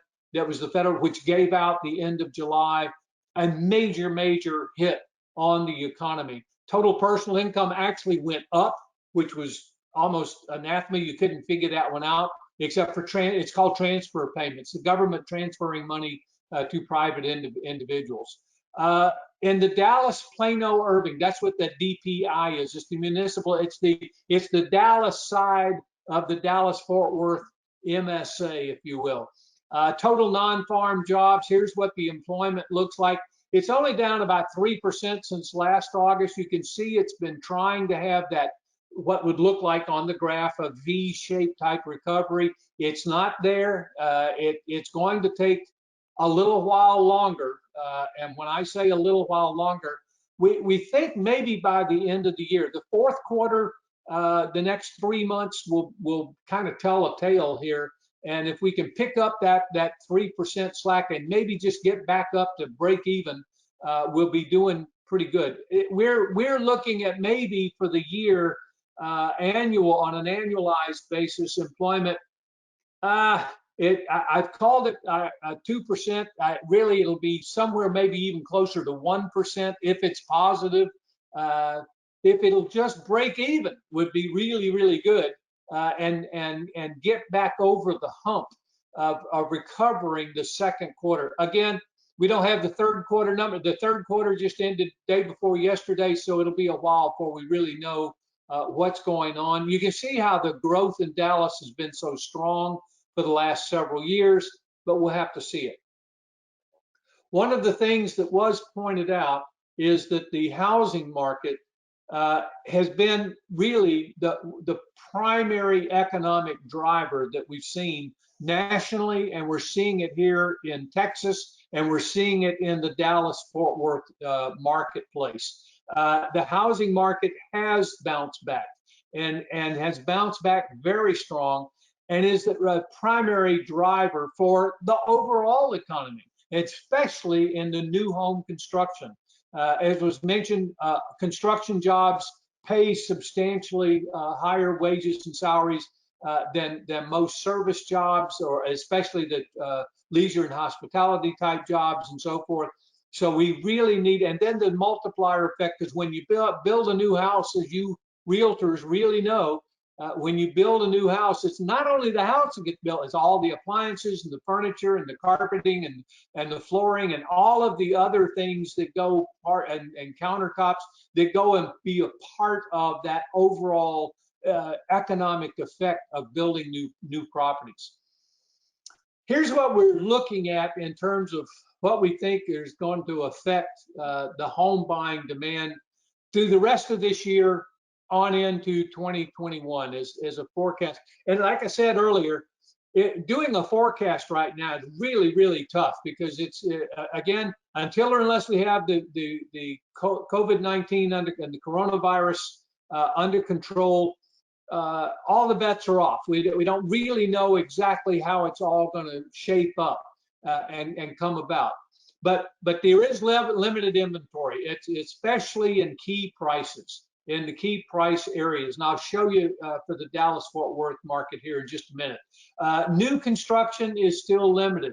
The home builders, I think, are really doing the best they can to build as many homes as they can, because yeah, if they can build it, they can sell it. They had a backlog that got created back in March and April and May, and even into early June, because of everything shutting down and closing down and so forth. And that pent-up demand is pushing through the market and then being fueled by additional demand that's stimulated by the people who are working. And incidentally, almost 85% of the people are still working. And as you saw, the total jobs and recovery on a percentage basis is that back up 95%. So there are people working. They want to buy houses. They want to move up. They want to move over. They want to move out of apartments if they can. There is, and I hate to follow the excellent presentation on downtown Dallas, but there is a movement to the suburbs. People are looking to buy bigger houses, a little more land area. If they can now telecommute to work and so forth, they don't have to worry about the congestion and commuting and so forth. And so there is a general movement into the suburban area. New construction still limited. Lots land availability, and the land available is generally further out into the suburbs, and particularly at price levels that can be done so that the new homes being delivered are in the quote unquote the sweet spot of where the high demand is. Higher prices and affordability. One of the things I've been asked a number of times is now a good time to buy a house? And the answer is, well, yeah. If you can find it. The interest cost is down. There is activity level to do things, but also it isn't going to pay you to wait, because the price of the homes are going to be continuously increasing. It's just economics 101. We've got relatively strong high demand with relatively constrained supply, and that is going to make price levels just across the board come up. One of the other things is going to be the ease of mortgage financing. It's not only the historically low interest rates, but it's the willingness and the ease of lenders to make the money available to underwrite loans, not be restrictive. And we're seeing more and more that it's easing off, if that's the right phrase, in the mortgage companies, even into the financial institutions. We've seen FHA, GSE, Fannie Mae, Freddie Mac, easing off some of their requirements on debt to income ratios and so forth. Although now, I think some of the banks, for example, are getting a little more restrictive. They're overlaying their own underwriting requirements that are a little bit tighter than what the GSEs and others are doing. But that ease of mortgage financing is one of those pendulums that kind of swings back and forth, and we'll have to see. Obviously, ongoing affecting the demand is going to be the concerns about jobs, job availability, the fear of recession being, we don't know how long this recession, we're in one. We don't know how long it's going to last, if it's going to be prolonged, and how it's going to work out. So that general level of uncertainty. But as more and more jobs are recovered, as you saw those graphs a minute ago, as we get back up to kind of pre-pandemic levels of employment and start approaching something that looks like normal, the housing demand is not falling off.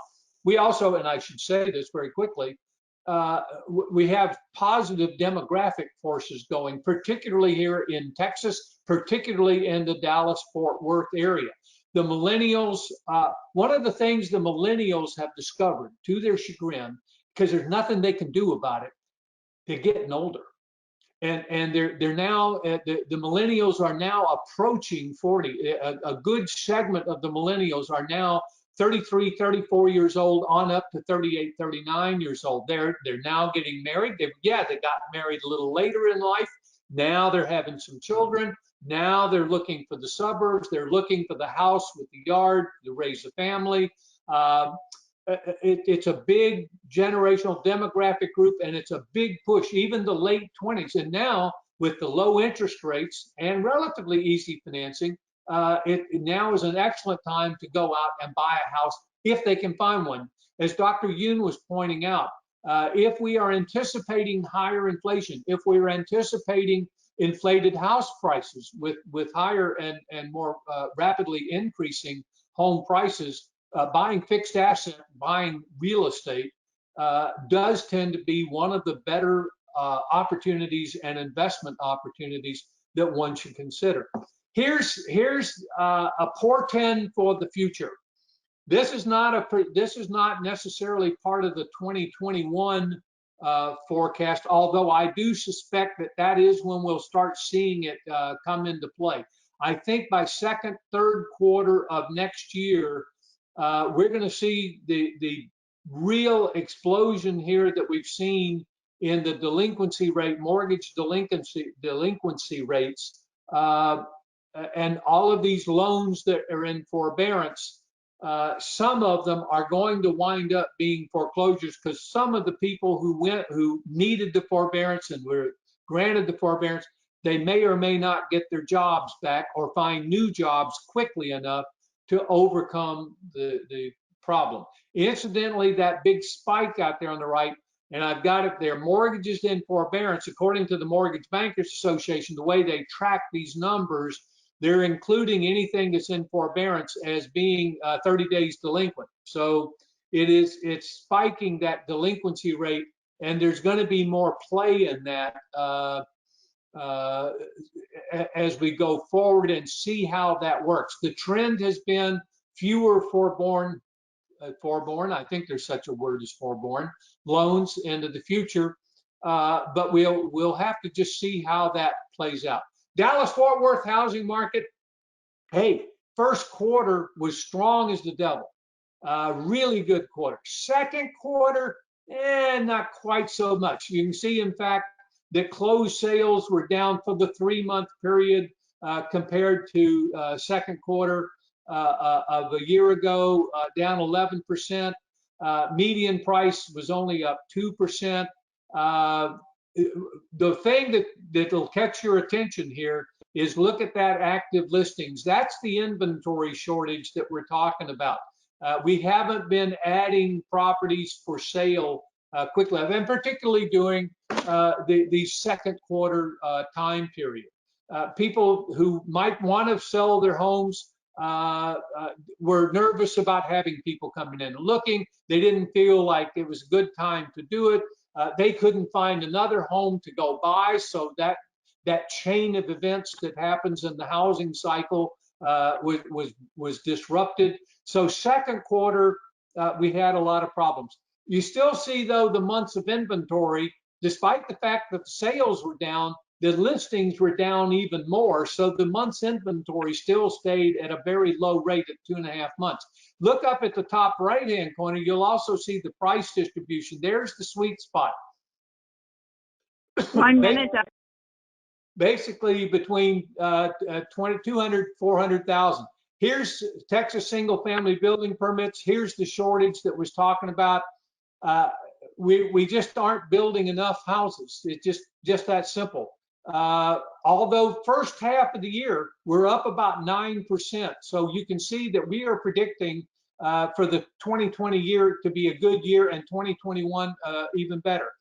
Active market in August, Texas. Again, the key numbers here, sales are going back up. They're not at preposterous numbers. They're at sales being up 4% or 9% statewide. But those active listings, we need to start seeing those pick back up some more and see what happens. It's the median price per square foot we think is a more indicative number of what home prices are doing. It's up about 2.5% on a year-to-date basis, and we'll see how that goes. Annual sales, It looks like sales will finish the year, despite what's gone on here during the second quarter.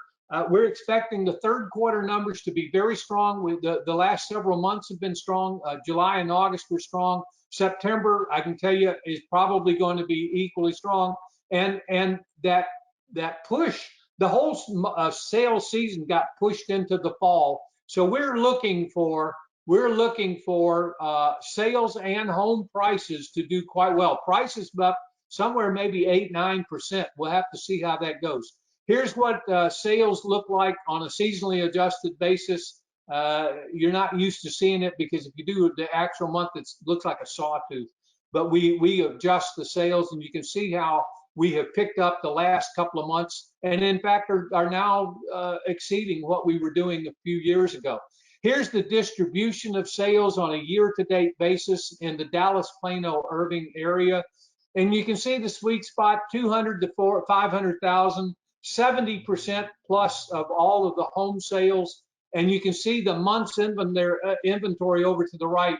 At 1.4 months, in Aggie speak, you ain't got none. So the inventory problem, that red line out there is 6 months. That's about where that number should be, and it's nowhere close to it. Months inventory again is trending down, both for new homes, and that's remarkable, and also for the existing home market. So we can see that is really going down. Home prices are picking back up again, way above what you would have projected out pre-pandemic, or actually pre-recession, pre the Great Recession. We had the dip in the Great Recession. We've more than come back from where that trend lines, if we'd extrapolated the trend lines of where we would have expected home prices to be up. Median prices up almost 93% since 2010. In the new home arena, I can tell you new home sales this year are up over 12%. Home prices are up about 4%. That's the home builders trying to get into that sweet spot and keeping the prices down. Single family permits, we're running way ahead, about 16% ahead. It still isn't enough. The multifamily market is still going on. I know, I'm almost finished. I'll let you in, Roxy. Here's what, this is my last slide. I mean, the best words an economist can tell you is in conclusion. Those are the two best words in any economist speech. We're looking at what the forbearance to foreclosure ratio is going to be. We're not sure about this moratorium on evictions. The multifamily market is going to be affected by that. Everything has changed in terms of new technology, processes in construction, in brokerage, in sales practices, appraising, underwriting, everything is going on. Home construction is the primary recovery. The commercial real estate market still kind of been a wait and see. I agree with Dr. Yoon. We're going to see some price effects, especially leisure, hospitality, retail sector, and the office sector. We haven't seen those value impacts hit the market yet, but they are most definitely coming. And now, what do we got, Roxy, for some questions? Roxy, do we have questions? We have questions. So one of the questions is, how is the 0.5% extra interest rate charge going to affect interest rates? I believe they're talking about on the refis. Well, the refi market has been very nervous about that extra half a point, and quite frankly, there's different issues here. One of it is that it was the financial industry's way of slowing down the refis, because quite frankly, they were swamped. And think about it. They got hit with all the record numbers of refis and people wanting to refinance their mortgage. At the same time, they were laying off people and telling people to work from home and having all this restructuring in what they were doing. So it was there. The impact is going to be if that half a point stays in place. And incidentally, I don't think there's any guarantee that it will stay in place, but assuming that it does, it's going to definitely have an impact on it. But since you're going to refinance it back into the loan amount, it'll have a marginal impact, but I don't think it's going to slow it down that much. Okay, next question. We're seeing low appraisals. Do you think this will continue? Did you say lower appraisals? Low appraisals coming in low. Yeah, that's the appraisal right now is a tough time to be an appraiser. And my last bullet point item there on the last slide was that we haven't seen a lot of the value impacts yet. In the residential sector, and all of you know that these are broad generalities. There are going to be neighborhoods, there are going to be specific subdivisions that are going to act and react differently. Some of them are going to explode in value. Some of them are going to implode, and they're actually going to go down. But it's really tough to be an appraiser right now. But we haven't seen across the board the value impacts hit the market. Commercial, different ballgame. But in the residential sector, you need to go find some sales. I know a lot of people were probably hoping to go and appeal their property taxes. It didn't happen. Property values and sales prices in general have been still going back up. So it tends to be spotty where you run into this issue of having the lower appraisal value. Mainly it's because of the difficulty of getting out and doing the appraisal work. That's easing off, but now, because appraisers for about 3 months couldn't even go into a property. Okay, we have another one. What are your thoughts on apartment vacancy rates and the average rent dynamic in the DFW area? And what about the single family rentals in the trends in DFW? Right. Actually, I had a slide for that very question, but we didn't get to it because I didn't want to focus on the commercial market. The vacancy rate has been going up, so asking rents for the apartments have been coming down. That's like a duh, telling you. One of the things that researchers like to do is to prove the intuitively obvious. So if vacancy rates go up, generally rents come back down. And we are seeing some evidence of that in the marketplace. Dallas-Fort Worth has been the national leader for the last at least 4 years that I'm aware of, maybe 5 years, in multifamily construction nationally. More multifamily units being built in the Dallas-Fort Worth market than any other major market in the country, with the possible exception of New York in a couple of years. So, and of course now New York City is really having trouble because people are moving out of the city. But we're seeing apartment rents come down a little bit. We haven't really seen the true impact of the decline in that $600 a week unemployment benefit package. It ended July. August maintained. September was down. Dr. Yoon showed you the graph there on the percent of rent payments during the first week, second week of the month. It was down about 1 or 2% from what was pre-pandemic levels. So quite frankly, the apartment owners in general have been surprised that their tenants have not been more in arrears in paying the rent. If we don't get some kind of stimulus, if we don't get some kind of improvement on the extra unemployment insurance claim in the next month or two, I think you're going to see an acceleration of vacancy rates and an acceleration of rent loss to the landlords, which then gets translated into lower NOI and lower values for the apartments. Okay, Dr. Gaines, final question. Do you consider the off-market home to have an impact on the supply? Not too much. And you asked about the single-family rental market.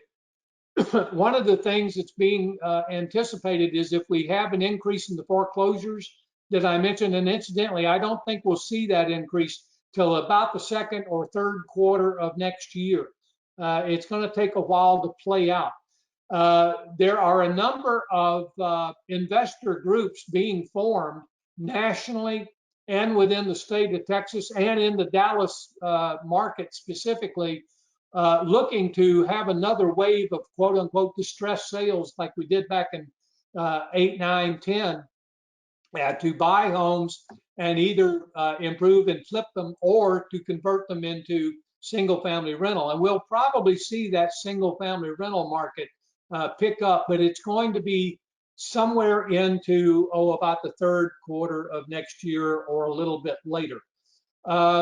The off-market homes, no, I don't think that's going to have that much. The realtors and the listings and so forth still dominate the marketplace. I'm going to turn it back over to Terry for final words. Thank you. You're welcome.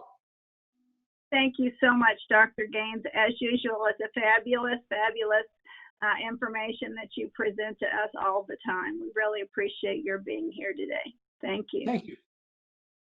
Thank you, everybody else, for attending Forecast 2021. Our speakers shared a lot of insightful information that I'm sure we all appreciate. Just to let you know, a copy of the presentation slides will be emailed to each of the attendees. And now just a few reminders. This webinar was recorded and will be made available on the MetroTex website next week for you all to watch and share. MetroTex committee sign-up has begun, and we encourage you all to check out the committees on our website. Committee sign-up for 2021 will close on November 30th. Thank you all for being with us today, and have a fabulous weekend.